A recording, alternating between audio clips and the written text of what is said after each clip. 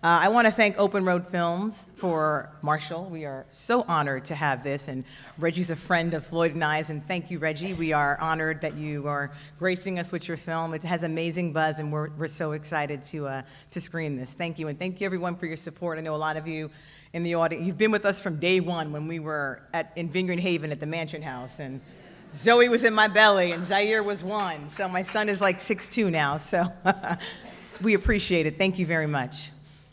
Okay, so this evening we're going to do the color conversation a little differently. We're going to put it in the front instead of in the back. So we're going to switch it up on you a little bit.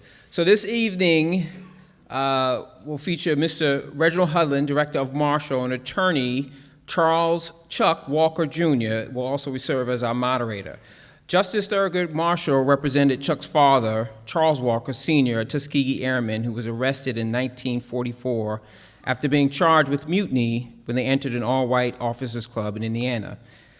Reginald Hudlin, best known for the blockbuster hit Boomerang, one of my favorites, has been an entertainment industry titan for over 20 years. From 2013, Mr. Hudlin executive produced the NAACP Image Awards. Hudlin also produced a number of TV specials, including the 88th Annual Academy Awards, hosted by Chris Rock. Ladies and gentlemen, please welcome to the stage Mr. Chuck Walker and Mr. Reginald Hudlin.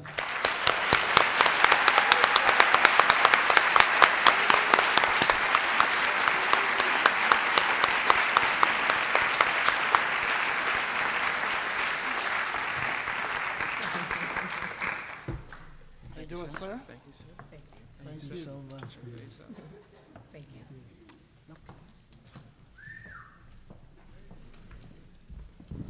How y'all doing? How your mama doing? Thank you so much for coming. This means the world to me, so thank you. And there's so many friends and family here. It is just a wonderful place to show this movie. Thank you, and thank you to the Rances. I mean, to put on a festival like this is massive achievement, to have 15 years of success. So let's give them another round of applause.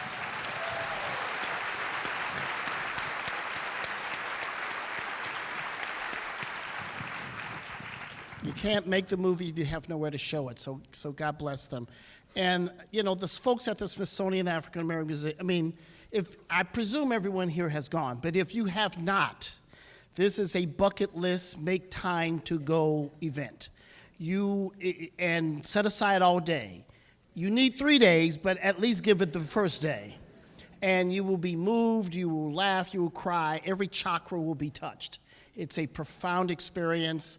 I was fortunate enough, they had a screening, the 25th anniversary of Boomerang this year, and their department and this young man, they all did an amazing job. So, and that short film, I mean, both clips were unbelievable. And when I see stuff like that, I just go, God, I don't have to do it. They're doing it. Thank God. So God bless them on their amazing mission. And thanks for Open Road for getting us all here and making this happen. And thank you for chatting with me. Man, thank you, Reggie, and thank you, audience, man. This is quite an honor. I'm very honored and privileged. I need to tell you that Barack Obama wanted to do the interview, but I told him I was first. I was first to ask him, so that's what happened. Reggie, I don't know how many of you know this gentleman. I mean, he's got a body of accomplishments, and I'm so humbled to meet you, sir.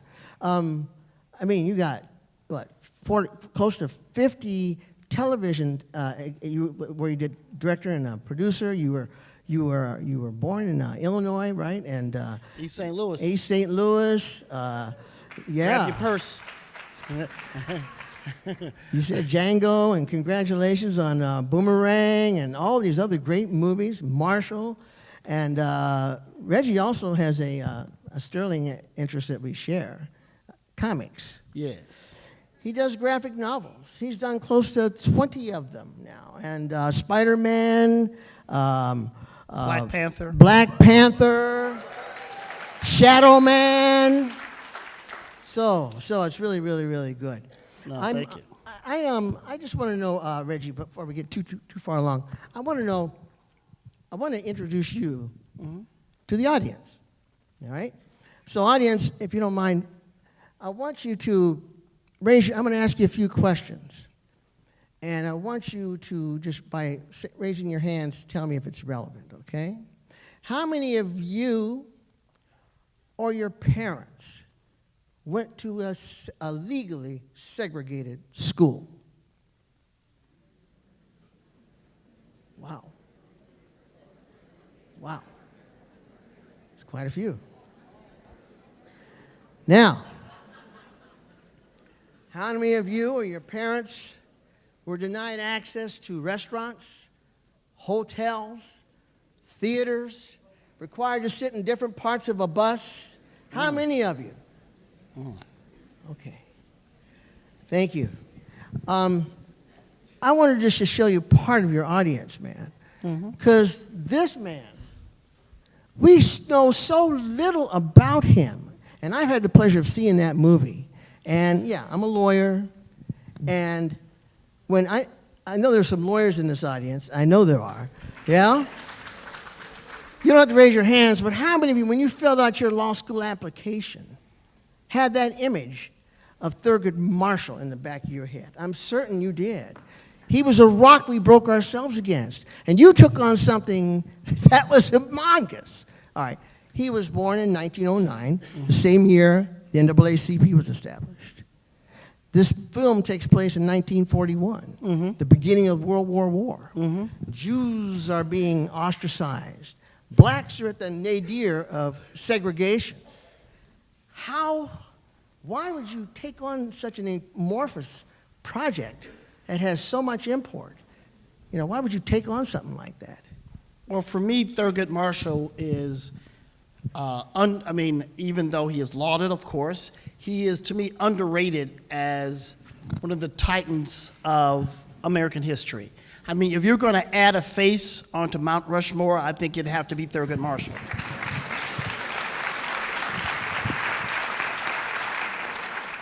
America, as we know, was born a flawed institution, right? They had these ideas that they could not reconcile with reality because of slavery. And Thurgood Marshall, more than any single man, did the most to make the American dream a reality. And he was always a gigantic hero to me. So when the opportunity came, like, oh, here's a script about Thurgood Marshall, I was like, I'm in. I mean, I should read it first, but yes.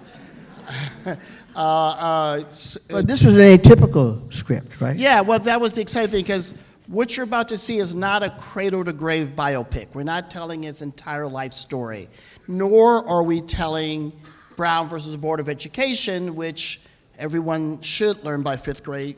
We don't know what people learn in school now, but I picked a case that most people don't know about, which is fun because now you don't know how it ends. And at the same time, and I don't want to reveal too much, you guys will see the movie, and I'll be lurking around afterward, so if you want to talk some more. It's a case that is very relevant to today. So I think when people see the film, they get the resonance, not just to the time, but sadly to our current situation. Let's talk about the time for a minute. The costumes. Yes. Man, they were sharp as complete. I mean, the 1940s, if you guys like the outfits in what they wore in 1930s and 40s, that's my favorite time for clothes. And Marshall is clean as the Board of Health in this movie. Yeah. And everybody. There's someone that plays Zora Neale Hurston. I won't say who they are, but hope you'll recognize her. Right. Well, it's really, really good. Well, obviously, for a period movie, like, I'm with you. That's one of the great eras in American fashion. So, and I knew costumes were crucial. So you go for the best. And when you go for the best, you go for Ruth Carter. And Ruth, she has an extraordinary body of work. I've been a fan of hers forever. We've been wanting to work together for a while, so this was our first chance, and she killed it to death. Oh, she did. Why Chadwick? Why Chadwick Boswell? Chadwick is, to me, we're in a very fortunate era, right? Because we obviously grew up with great actors, right? We grew up with the Sidney Poitier, Harry Belafonte era. Then we have the Denzel, Morgan Freeman era. And now there's a new generation of extraordinary young actors. And it just, as a filmmaker, you just go, oh my God, I can't wait to work with all these amazing new talents. And Chadwick and I kind of clicked right away. And we kept looking for a project to work together on. So when I read this script, I got, well, Chadwick hasn't played this character before. This is new. This is something new and fun for him. So I approached him about it, and we had a very honest conversation. He was not looking to play another historical character, but he was so compelled by the script, he really wanted to do it. And we had honest conversations about everything, about skin color, about all that. And ultimately, we decided, for what this movie is about, it doesn't matter. If it was a cradle grave bit, but as you'll see when you see the film, at the end of the day, there's a lot of things that make up a great performance. And what makes me feel great is when Thurgood Marshall's family, so embrace the film and embrace his performance. When people who have clerked under Thurgood, embrace the film and embrace his performance, I go, okay. You're carrying this great weight, you're carrying this great legacy. You want to make sure you do it right. You guys will tell me in a couple hours, but so far so good. People don't know he was a Supreme Court judge for 24 years, but he died when he was 85. But he also was a trial lawyer for 27 years with the Legal Defense Fund, and he preceded Rosa Parks. All these people by a couple of decades and going after restrictive covenants and desegregating schools, voting rights. He was there. And I just love the humanity of it. So many people just think of Brown v. Board, but there was so much more to this man. And you really, and I got to give you real props, Reggie, you gave us an image and a voice to someone that we thought existed. Now we know he existed. And I just want to thank you so much for that, man. Well, thank you. Really. Thank you. This was a trial lawyer, man. Unbelievable. Well, the thing is, obviously with heroes, particularly when we're talking about titans like this, the urge is always to put them on a pedestal. Right. And the problem with the pedestal is you can't always reach it. And, quite frankly, one of the inspirations for me was actually Obama. Because, the few times I've been lucky enough to be around him, you see his humanity and his brilliance, and the way that coexists in a way that makes you dizzy in a way. You just go, wait, so you are a human being, yet you are such a great man. And you just realize, okay, so we can all aspire to that level of greatness. We can all aspire to be our best selves. And the way you do that is by showing the humanity of these people and the flaws, the contradictions that make up humanity, and to go, okay, with all that we are and all that we are not as human beings, we can be great. When you get to the end of this movie, everybody, I'm hoping you'll ask yourselves, am I that committed? Am I that committed to this cause? You're going to see people, you may tear up a little bit. But this was a real man. And it's very layered movie, right?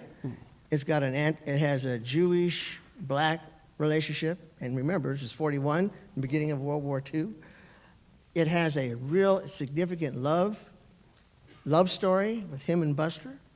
It's got a tremendous camaraderie among his people. And one thing, did you leave out the fact that Cab Calloway was also his classmate?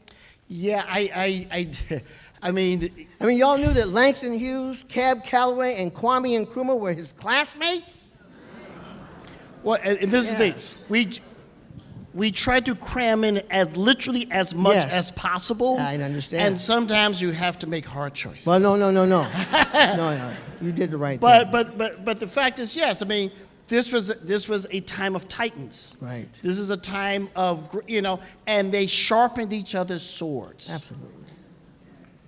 Absolutely. And look, if you all have seen the Woody Allen movie Moonlight and Midnight in Paris, we can always have nostalgia about the past. Oh, back then they had it together. Back then they knew what they were doing. But the fact is, every era is lost. Every era stumbles around trying to figure out how to be who they are. So you shouldn't look at that and go, oh, we'll never be as good as that. The question is, no, we can, and how do we do it? Right. And I think Sterling did a good job as the defendant, my friend. Sterling Brown is an extraordinary actor. We all know that. We've seen him in, People vs. O.J. We see him in This Is Us. I mean, I was blessed with an extraordinary cast of actors. And, the thing I've learned is, when you take on a project like this, it's very hard to get a movie like this made. Black historical movie, studios go, well, what? And, at different periods of my life, I've heard the same thing. When I was making House Party, studios said, you know what? You know what people don't like? Teen movies and black movies. You're making a black teen movie. No one wants to see this. And then, Eddie and I say, hey, let's do this movie Boomerang. And the studio said, again, they always wait till they leave the room, and then they get you one. And they go, look, I don't know how you're going to make a romantic comedy with Eddie Murphy. He's got those broad nose and big lips.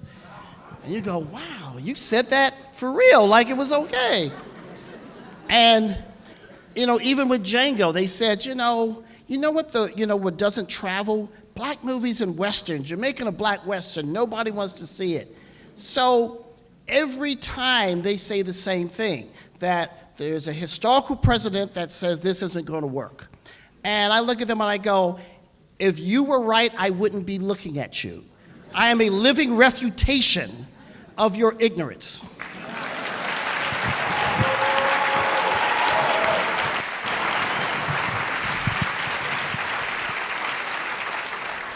I think it's about time, and we may want to open it up to the Yeah. audience to ask any questions. Does anyone have any questions of this great producer? They don't want to talk now. Okay. They want to see the flick. Okay, I got that. let's look at the movie. Yes. Shut up. I'll catch up with y'all later. Thank you so much for coming. God bless you. Bless you.